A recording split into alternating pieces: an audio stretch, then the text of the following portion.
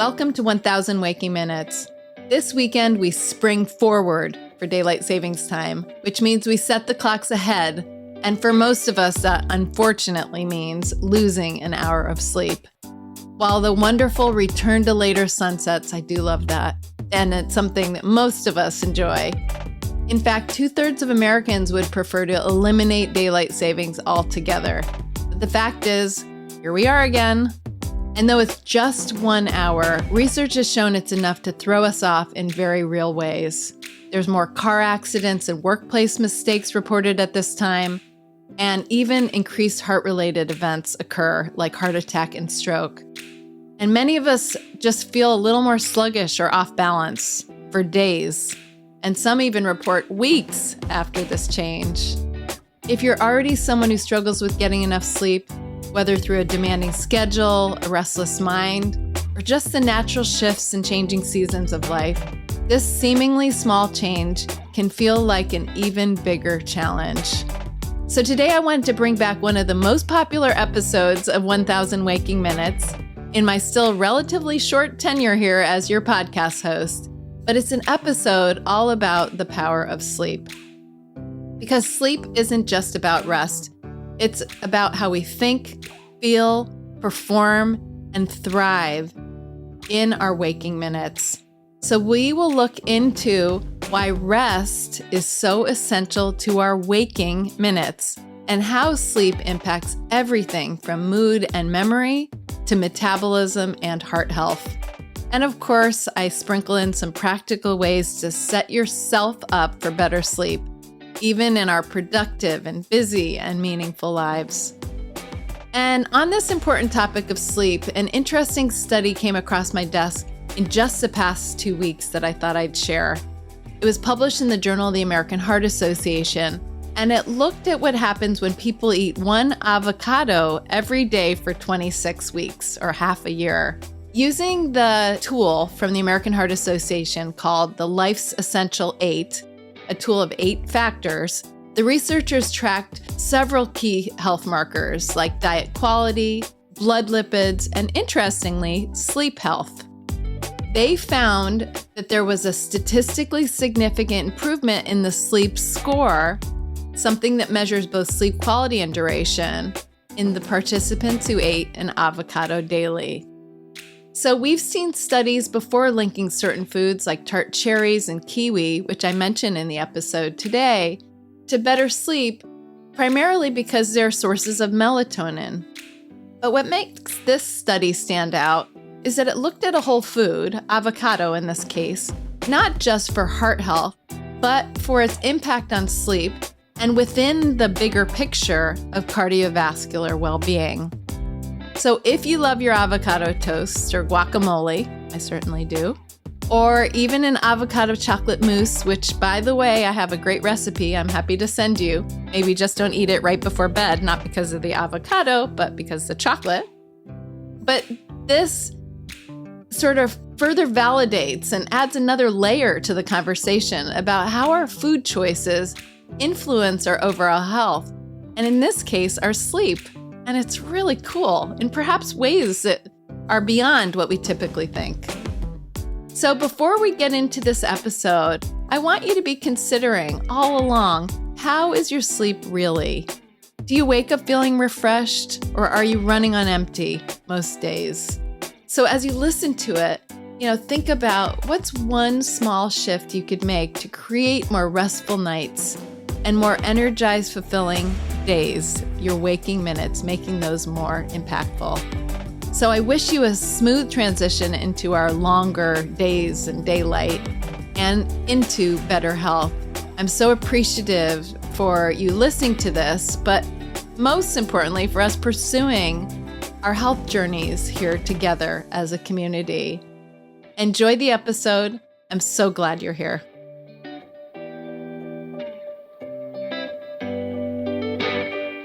We experience 1000 waking minutes on average every day. How are you spending yours? I'm Dr. Wendy Bazilian, and you're listening to 1000 Waking Minutes. I can't wait to connect with you here with practical ways to eat well, move daily, and be healthy. To to optimize every waking minute you live for a happier, healthier life.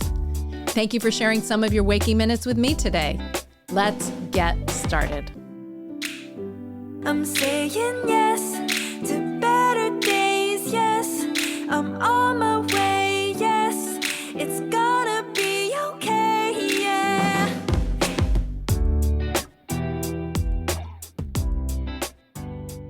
Bum bum bum bum bum bum bum bum bum bum bum bum bum. Bum bum bum bum bum bum bum bum bum bum bum bum bum. Mr. Sandman, bring me a dream. Do you remember that song? It rolls out of my head, just those notes up the chord getting started. And if that's any indication of what we're talking about today, then you are right. Welcome back to 1000 Waking Minutes. I'm Dr. Wendy Bazilian, your host. And if you're new here, I'm so glad you found us. And for those of you who've been with me for a while now, thank you for sticking around, because guess what? We're already on episode 8 today. And I have heard, as I was planning and thinking about starting a podcast, that many podcasters apparently quit after episode 7. So guess what? We're just getting started. I'm so excited. Anyway, today we're talking about something that doesn't always get the credit it deserves, and that is sleep. This podcast is called 1000 Waking Minutes, but in a 24-hour period, we have 1,440 minutes in a day. 440 of those minutes, or about 7 to 8 hours, are meant for rest. And the rest of our 1000 waking minutes will feel a whole lot better if you make time for rest. So this topic is always important, given that we spend nearly a third of our lives sleeping, but particularly now as daylight savings ends, it's a perfect time to chat about sleep. Shifting the clocks, we call it falling back, as we might say. It might give us the extra hour of day time because of the nature of what we do to the clock, but it also throws off our rhythm. And I know I'm not the only one who feels a little off balance for a couple days after that time change. This time of year is also busy for a lot of us as we start to feel the strain of that fourth quarter. We're heading into the holidays, we're balancing our work deadlines, we're juggling family life and family gatherings, and it can get overwhelming if we're not careful. That's why today's episode isn't about perfect sleep. It's about small real-life changes to get better sleep, a little bit better, and things we can do right now to help us feel more rested, more productive, more connected, and more energized during our 1000 waking minutes we have every day. So here's something funny. Thomas Edison, the man who gave us electric light and literally changed how we spend our nights, enlightened, thought that sleep was a waste of time. He thought it was a relic from our cave days. He bragged about getting only 3 to 4 hours of sleep a night. But here's the thing. Edison napped all the time. His assistants and students apparently outed him on this. He couldn't even out-invent biology, and neither can we. And that's the truth about sleep. You can't outwork or outthink it. Believe me, I've tried. You've probably tried at times. For years, we took the red eye on the West Coast, so at the end of a workday, overnight, and tried to get off and running, fresh start. No one would miss us because, everyone in the United States was sleeping during that time, and get off and running, trying to juggle work and life and everything in between. As a parent, and if you're a caregiver for younger or older individuals, you can understand how hard it is to fit sleep in at times. And if you're ambitious and you've got goals, you probably, get excited, and it can be hard to sleep for a variety of reasons. It's certainly tough. but I also know how crucial it is to make time for it. Good thing is I have always loved a good, productive nap. That and some other practices have helped keep me energized and healthy over time. So, this episode of 1000 Waking Minutes is about reclaiming some of those 440 minutes that we devote to sleep so we can feel sharper and healthier and find our days more fulfilling and our choices easier to make, frankly. There's a beautiful quote by Thomas Dekker, the 17th century playwright, that sort of sums up what we're talking about. And I'm going to come back to him and a poem that he wrote later in the episode. But he said, "Sleep is the golden chain that ties health and our bodies together." So one thing I want to get fully entrenched in you by the end of this episode is just how critical sleep is to our productive life, particularly our health. And sleep isn't a waste of time. In fact, we've been talking about its connection for centuries, but modern science just in the last few decades has really started to emerge to show us how and why it's so critical to our biological health and how well we age. This is an investment that helps everything else run smoother during our restful and our waking minutes of the day. So let's dive into some of the science-backed reasons why these 440 minutes of sleep are essential and how reclaiming them can make all the difference. And this is what I call the ROI, the returns on investment or benefits of getting adequate sleep. So I've got a little story about a good friend of mine and a mentor, a member of my doctoral advisory committee, actually, for my dissertation, a brilliant nutrition researcher who's published hundreds of important papers about nutrition and health. One particularly notable, a landmark study connecting nuts, particularly walnuts, and cardiovascular health. Well, he would tell a story, and this is my version of his story, that when he first moved from Spain, where he hails from, to California many years ago, he was already in a pattern, a cultural pattern of siestas. And he felt it an important part of his life. But he found pretty quickly that his siesta ritual, his cherished midday rest, wasn't exactly welcomed with open arms here in the US. And I'm adding a little bit of my own embellishments to this story, but I have a pretty good recollection, having heard him tell me it a couple different times over the years. And because I totally already valued the power of a power nap and how clear and productive I felt after taking one. But not everyone understood, and there wasn't sort of the science and the growing support. And I would say that in some areas, there still isn't sort of the understanding and value of how important sleep is, which I'm hoping to convince you of today.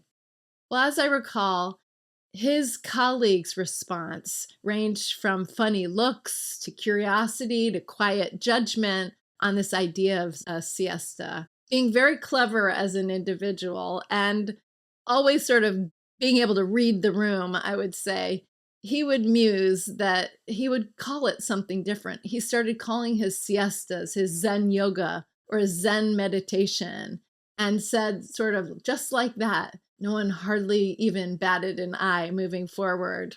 I always got such a kick out of this idea of sort of reframing something that you wanted to do. He was super highly productive, had a massive teaching schedule, was publishing day over day and involved in leading primary investigations on diet and health. And still he had to sort of find a way to communicate his desire, his need for that time, that midday siesta. Us being Southern California, we were, a little bit more open already. It's already part of the language, yoga and meditation. And so, it's become part of our terminology. And so it worked. But I want to underscore here and ahead, sleep and rest is never a sign of weakness or being unproductive. Sleep is a universal need. It's a basic need. It's not only about turning down our temperature, putting our bodies to rest, it's about restoration. It's about health, as you will see. The idea that we should somehow be proud about lost sleep, maybe you've run into individuals who said, sort of proudly stated almost like competitively, how little sleep they've gotten. Well, I think it's a bit of nonsense, and it's sort of gotten us buried in this cultural language of success and competition being measured by, how much we can suffer to live. And when we sleep well, we actually live better. That's the reality. So perhaps we can think of it as powering down to power back up, to getting those recharges, whether it's through a nap or working toward getting more efficient, effective, and restful sleep at night. All right, so let's get into the science, because sleep isn't just the downtime. It's essential maintenance and restoration for everything from your metabolism to your memory. First, one benefit: weight management and appetite hormone control and regulation. In a study out of the University of Chicago, researchers found that people who missed out on sleep crave snacks with twice the fat content as those who got 8 hours of rest. So think about it. Have there been times when you have had less sleep than you need, and actually started craving things and sort of curious later, like, why am I gravitating toward that food? It has to do with sleep and our hormones. It's not just that we're looking for energy. We have two important hormones that are playing tug of war commonly in our body. And when we're low on sleep, these two hormones are called ghrelin and leptin. They sort of get sluggish, they get crisscrossed, they don't operate properly. Ghrelin is which tells you to eat. It goes up when you're low on sleep. It says eat more. Why? Probably because our ancestors probably had to keep going and stay awake to move to find more food or to get where they need to go or outrun. They probably needed it for that reason. But now the result is that when we're low on sleep, our ghrelin still goes up, but it commands us during our waking hours to eat more. Leptin is another hormone which tells your body that you're full, you're satisfied. And it just doesn't show up for the job the same when you're low on sleep. It goes down when you're awake and are low on sleep. So those late night munchies you get, or wondering why you crave cookies at midnight or after a rough day or rough night or midday even the next day, is likely associated, at least in part, with the quality of your sleep. It's not just in your head. It's literally your body trying to fuel up, trying to make sense of this little bit of deprivation that's incremental over time. Poor sleep also makes it easier to store the food that you eat as fat, unfortunately, and research has supported that. So it's sort of like a double whammy. Not only are you getting all signals to eat more, you're not getting the signal to stop, and your body's set up to go store those extra calories easier than it would otherwise as fat. Benefit number 2, better blood sugar regulation and impact on diabetes risk. In fact, better sleep, lower diabetes risk. Poorer sleep increases diabetes risk. So sleep plays a big role in blood sugar control. In fact, they're sort of besties, this idea of blood sugar and sleep for our body. One affects the other. When one is off, the other literally struggles. A 2020 study published in the Journal of Clinical Endocrinology and Metabolism found that even a few nights of poor sleep raises your hemoglobin A1C levels. That's a marker of your blood sugar and how it is running over the course of a 3-month or approximately 90-day span. Without quality sleep, your insulin regulation goes haywire for the next day and ongoing, and it makes you also feel tired and cranky. You're not putting the sugar where it needs to go to make the energy. Plus, your blood sugar goes up, your regulation goes down, and it sets us up for a lot of problems, not to mention increased risk if you're at risk for diabetes, more increased risk of prediabetes and diabetes. So think of it like this. If you're not getting enough sleep, your body struggles to process the sugar efficiently during the day for energy, leading then to a dreaded sugar crash. So again, it becomes this big, messy cycle. Another very recently published study of more than 84,000 participants conducted by the Brigham and Women's Hospital found that even minor inconsistencies in your sleep pattern, like shifting your bedtime by an hour, can contribute to health risks. Now, this is something that a lot of us are likely to do at times. It found that individuals with the most irregular sleep durations faced a 34% higher risk of developing type 2 diabetes. This is another reason why you may have heard before, but having consistent sleep routines, including the weekends, may be more beneficial to health. This research highlights the metabolic consequences of inconsistent sleep durations and schedules. This was published in Diabetes Care just recently, several months ago.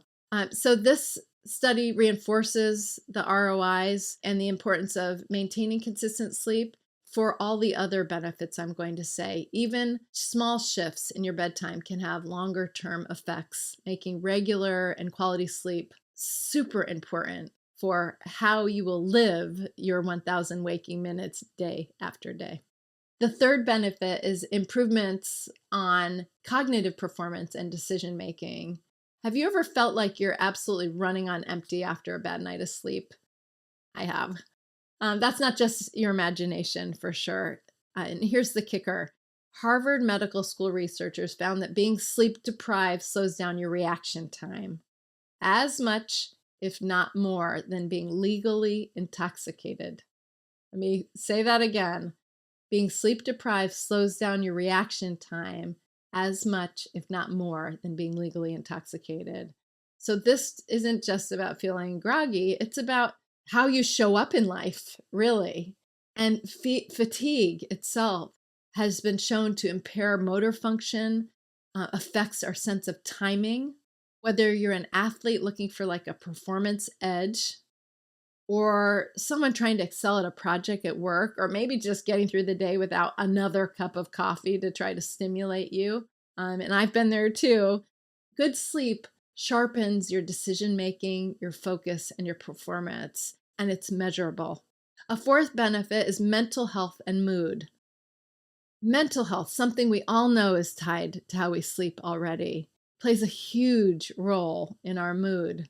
Studies show that even mild sleep deprivation can lead to irritability, depression, or just being edgy, that place where you just can't shake it. You feel like you're just on edge.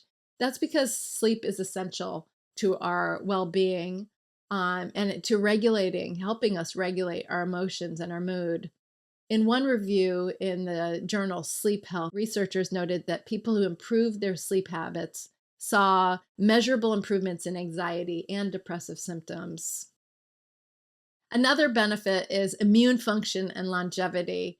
Sleep plays a huge role in supporting a healthy immune system.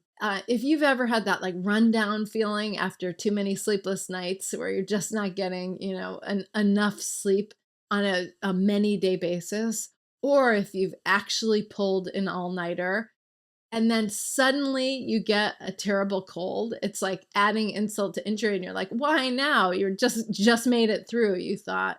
Well, this isn't a coincidence. There's actually research from the journal Nature Communications that showed that people who sleep less than 6 hours a night are 4 times more likely to catch a cold than those getting a full night's rest, those 440 minutes on average. And why is that? Well, because sleep is more than rest. It's more than catching a few Z's. It really is what allows our body to build immunity. I love the word restorative because of all the things that can connote, all those things that it can do. During sleep, we repair our cells. We build tissue. We fight off infection. We fight off the stuff of the day before. We set ourselves up for a bright start for tomorrow. And that's why people who get consistent sleep not only tend to feel better, they tend to live longer, healthier lives as well. And finally, I want to just mention a few foods that can healthfully impact our metabolism and our sleep. A little bit of synergy here. I've written a number of articles, done some television segments. You know that I love nutrition because that's my primary degree in public health nutrition. But there are actually some foods that can help promote a healthy sleep cycle, the circadian rhythm, the rhythm of our day, of being awake when we're awake, winding down when it's time to rest well instead of being awake when we're supposed to sleep. Bananas, pineapples, and oranges can help your body create melatonin, the hormone that helps regulate sleep. So melatonin does not put you to sleep, but having adequate melatonin and melatonin produced in the body can help us maintain a healthy sleep cycle. Another two foods, tart cherries that I've talked about before, and walnuts contain melatonin. They're natural sources of melatonin. And along with magnesium that walnuts contains, magnesium can help relax our muscles and our nerves and help make our sleep time more restful. Some people with restless leg syndrome or that get muscle cramps at night benefit from having magnesium either as a supplement, but certainly getting it in their foods. So thinking about simple snacks like whole grain crackers with cheese offers tryptophan, an amino acid that helps serotonin and melatonin. So what you eat during the day can actually set you up for better rest at night. They won't make you sleepy, but they'll help your circadian rhythm, that sleep cycle. So the takeaway from all of these benefits is now you know sleep is not just about rest. It's about our essential maintenance of the body.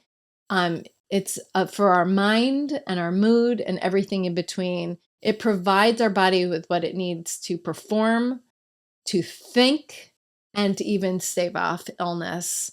And we know it can help our mood. We just know that inherently. There's words like moody for a reason and crabby when we haven't slept well. The perks of sleep extend into our decisions during the day too, so it affects everything, our blood sugar regulation and even how our hunger and satiety hormones work during our 1000 waking minutes. And I can't emphasize enough that sleep, those 440 minutes, is really about what you get during the sleep, but it importantly impacts our waking minutes so that we can do all the heavy lifting that we need to do during our day to perform and feel well. So the good news is even small changes can make a big impact, and that can start tonight. You know how some stories just stick with you because they say something really meaningful in a simple way? Well, this is one of those for me. It's called The Worry Tree by an unknown author, and it's one that always comes to mind when I think about letting go of stress and how important it is to set things down at the end of the day so they don't follow you into the night and through the night. I've shared this with classes and workshops over the years, and I think it's such a beautiful reminder that while we all carry worries, we also have the ability to choose where we put them. In other words, how we carry and handle them in our lives. Here's the story. It goes like this. A carpenter was working to restore an old farmhouse. He'd had a terrible, defeating day. A flat tire cost him an hour of work already. His electric saw quit. And then his old pickup truck wouldn't start. By the end of the day, he was frustrated and exhausted. The farmhouse owner offered to drive him home. As he did, something interesting happened. Before the carpenter walked through his door, the farmhouse owner noticed that he paused beside a small tree. The carpenter reached out and touched the tips of its branches. As if by magic, he underwent an amazing transformation, and his whole demeanor changed. He smiled, stood a little taller, and went inside to greet his wife and children with happy hugs and kisses. Later, when the farmhouse owner asked him about the tree, the carpenter explained, "Oh, that's my worry tree. I know I can't help having worries on the job, but my worries don't belong in the house with my family. So I hang them on the tree every night when I come home." He pauses and then adds, "The funny thing is, when I come out in the morning, there aren't nearly as many as I remember hanging up the night before." Obviously, that strikes a chord with me, and I find it so powerful. And almost every time I get so choked up about that story. I love it because it reminds us that even though we can't avoid stress or control everything, we can decide not to carry it all with us everywhere. And sleep, just like life, gets a little easier when we leave some things behind. Sometimes just setting it down, even symbolically, can help us sleep better and live better. And I'm going to encourage you to do this as you cross the threshold into your bedroom to rest each night as well. Now, let's take a moment to pause with a mindful minute, because small pauses like this are where good habits begin. This is one inspired by the worry tree story, and I invite you to imagine your own version of a worry tree. This exercise will help us gently set things down so we can later drift into a more restful night or just enjoy a moment of calm during our busy days. I'll prepare and guide you for a moment, and then I'll leave space for you to breathe, reflect, and release. Now, before we begin, close your eyes if it's safe to do so, and take a slow, deep breath in.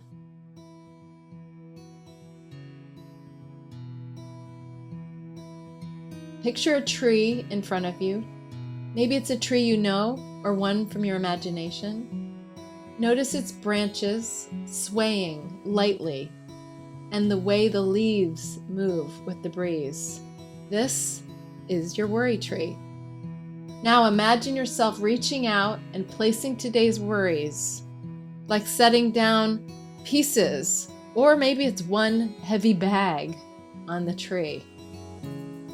Now let's begin our mindful minute. Just continue to lighten your load onto the sturdy tree branches as you breathe.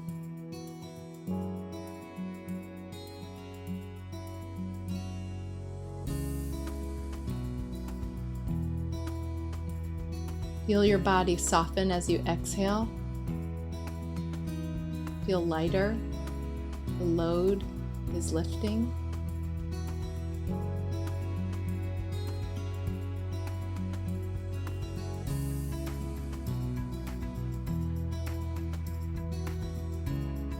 Breathe in slowly, and as you exhale, feel the relief of knowing you don't have to pick those worries back up, at least not tonight, or maybe not at all. On our last breath here, allow yourself to feel the space you created as if your mind is clearing, making room for rest. Okay. Small moments like this, where we give ourselves permission to set things down, are where good sleep begins. Just like the carpenter's tree, this is a practice you can use anytime, before bed, after a stressful day, or whenever you need a moment to reset. Sleep comes easier when we leave a little bit of the day behind. Whether it's tonight or another day, know that you can always come back to your own version of a worry tree. Thank you for sharing that mindful minute with me. Now, let's get practical. You don't have to overhaul your entire life to sleep better. Small tweaks can make a huge difference. If you have very poor sleep, it might take a few steps in the process, but small steps, I promise you, can make enhancements right away. Pick one or two things to try and build from there. And here's where you can start. I have three main areas that I'm going to talk about. Three-step approach, let's say. The environment, the wind down routine, and easing into sleep. So first, the environment. Make your bedroom a sleep sanctuary. Now, I call this going to the dark side. Using blackout curtains or covering small digital lights, I can't emphasize enough. Take inventory of how many little lights you can see in your room when the lights are out. If you wear glasses or are nearsighted, I wear contact lenses and glasses, and tiny little lights become huge lights in the night if there are lights in the room. Even the light from a phone charger can disrupt melatonin production. So block it out like a sleep ninja that you are. There are all kinds of tricks that you can do it to still keep them functioning if you have anything with a remote control. Next, within the environment, keep the room cool. You're better to have some blankets on you, but keeping the atmosphere, according to research, between 60 and 68 degrees can help trigger melatonin production in your body and help you sleep longer. So you might want to cuddle down, or if you're like me, I get colder when I'm tired, so I want to really bundle up, but try to keep the overall ambiance a little bit cooler in the room and use blankets, and then you can peel some of those off as the night goes on for better sleep. Also, try within your environment to ditch your phone. Use a non-smartphone digital or analog clock to avoid falling into what I call not the rabbit hole, but the scroll hole at night. Trust me, Instagram will still be there in the morning, as we all know. But really trying to keep that phone out of the room unless it's there for emergencies, and then still keep it at a distance and use something else for an alarm. So the second tip is creating a wind down routine. So it's about the routine. First and foremost, I say close the kitchen at the right time. Finish eating 2 to 3 hours, preferably before bed, so your body can focus on restoration, not digestion when it's sleeping. Sometimes we forget that there are actual things going on when you're sleeping, and digestion is one of them, especially if you've got a heavy load in your system. It's got to keep working. In fact, I always picture it like construction workers pulling up the bright lights. If you've had a late night dinner that's heavy, it's working all night on your digestion instead of all the other great things that I mentioned before that it wants to do, like your immune system and building new cells and all the good stuff. So if you need to have a little snack within that 2 to 3 hour window, keep it light and maybe focus on some of those foods that I mentioned before. A couple crackers with a little bit of cheese, a few tart cherries, or yes, some warm milk might do the trick. I have a little recipe I call chamomile milk, which is a chamomile flower tisane or tea with some milk, which can help you ease into sleep, but part of your wind down routine. Try establishing a practice of unplugging at a certain time before you go to bed, maybe an hour before your bed, and give your brain a break from the screens. If you can't resist a little bedtime screening, at least switch the screen image to be black screen with white letters instead. It's easier and it reduces the blue light that's coming in and kind of affects our sleep hormones and can interfere with sleep. And as I mentioned before, you can sip something before bed. You can have a little bit of chamomile milk or an herbal tea, something cozy and calming, something warm and soothing, and then take that final trip to the bathroom so that you don't wake up needing to go to the bathroom in the middle of the night. You want to minimize that. And the third of the 3 steps is easing into sleep and relax your way into your sleep routine. So this is about finding your own sweet spot, making sure that you find your right position. Preferably and optimally, it's sort of like laying on your left side can help with digestion, maybe a small pillow between your knees to help with alignment. Investing in a good pillow, which you may need to try out, not the one that looks good on the bed, that's what the throw pillows are for, but the one that actually helps you rest. And then establishing what is your easing into sleep routine going to look like. We've wound down and now we're actually going to sleep. If you've heard of white noise, I encourage you to think about a newer term, if you haven't heard it, called pink noise. You can download apps that have pink noise, and these have been found to be better at sort of blocking out distractions like snoring and even sirens and things outside. Pink noise is a certain sort of frequency and wavelength, but think of it like waves of an ocean or the gentle rainfall that keeps you really in that really meditative sleep state. And it's called pink noise. And there are some apps that are available. There are some machines that can produce some of these pink noise sounds. Try some aromatherapy, either for a period of time as you're easing into your sleep state. There are some diffusers that you can get you can be on timers that may bring in a little bit of a lavender scent or something that's very soothing for you, sort of like you would at a spa. You can also put a few drops of lavender oil on your pillow, put some at your temples or right outside your nostrils. If you're not sensitive to that on your skin, that sort of can help ease you into sleep and bring those nice aromas into your head and your mind and to be soothing as you go to sleep. So those are the three main steps: establishing an environment for healthy sleep, the wind down routine, and things you do to ease into sleep.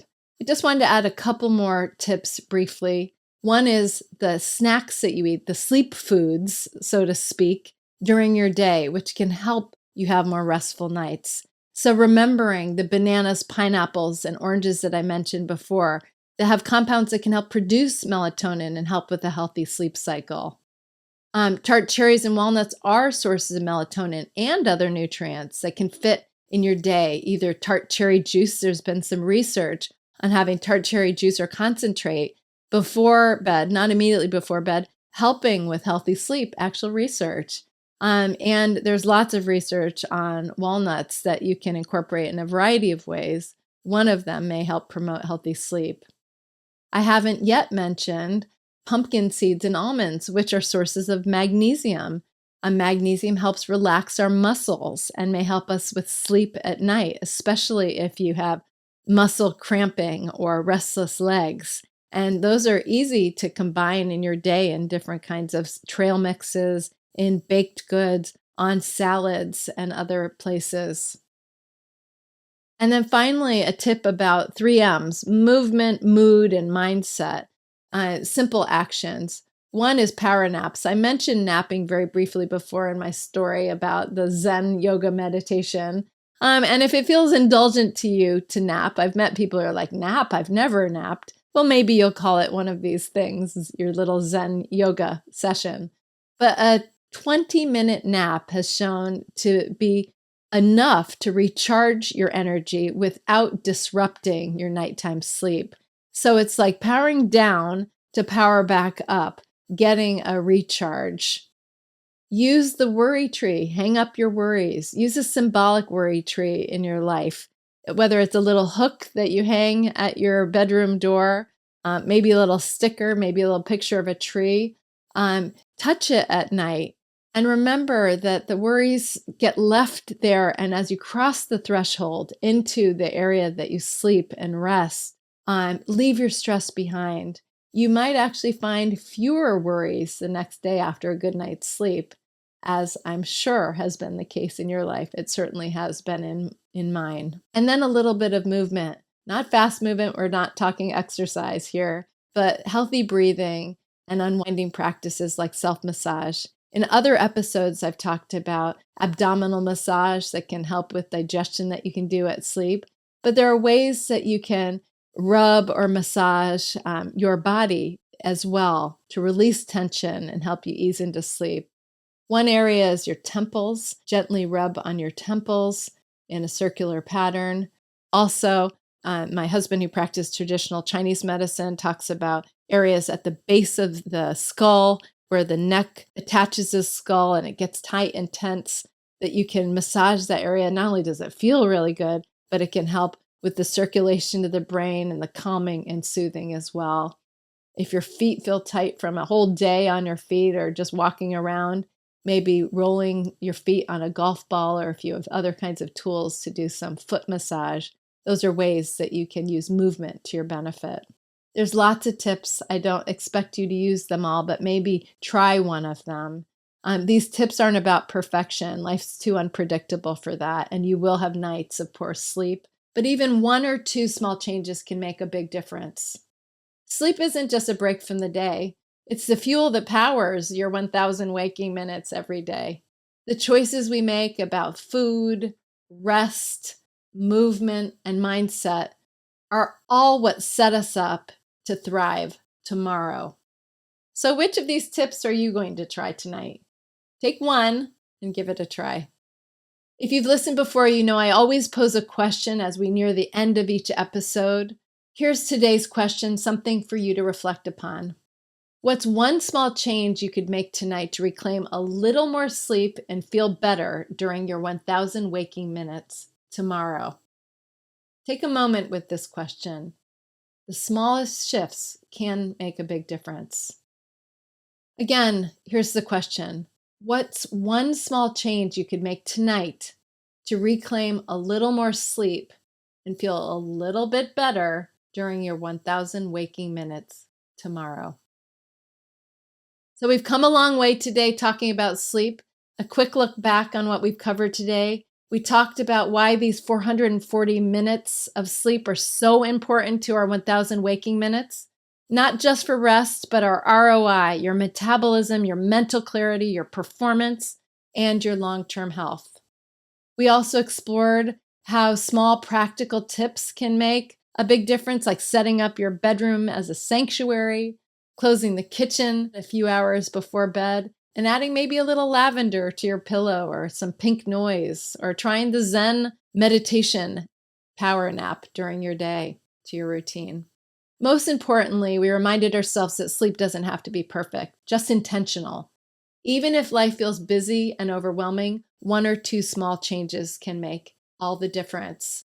And while modern science has been showing us just recently in the last several decades why sleep is so critically important to our biology and our longevity, this is not a new topic.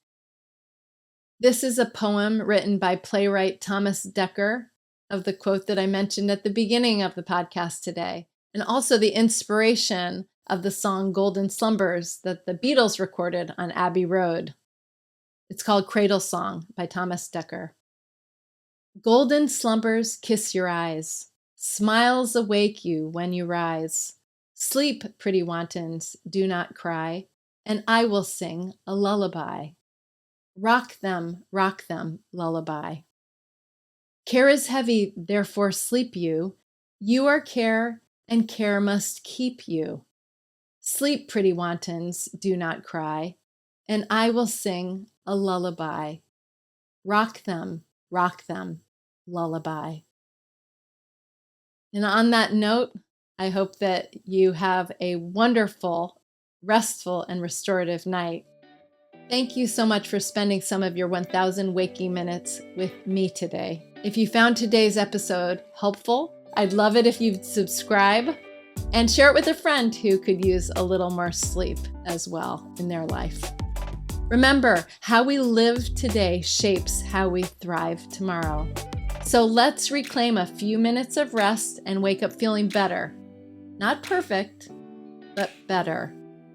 I'm Wendy Bazilian, and until next time, be well. Thank you for tuning in to 1,000 Waking Minutes. A huge thank you to our amazing collaborators, including our production and marketing teams, and Gabriela Escalante in particular.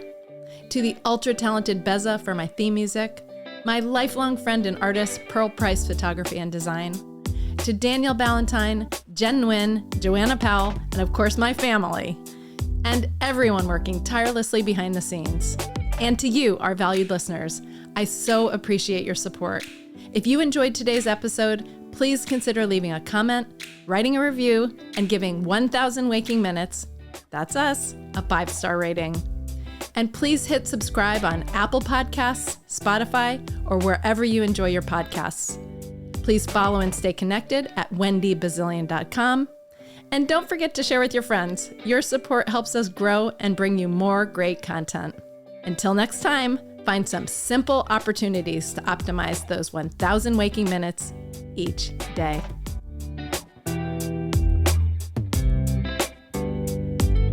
I'm saying yes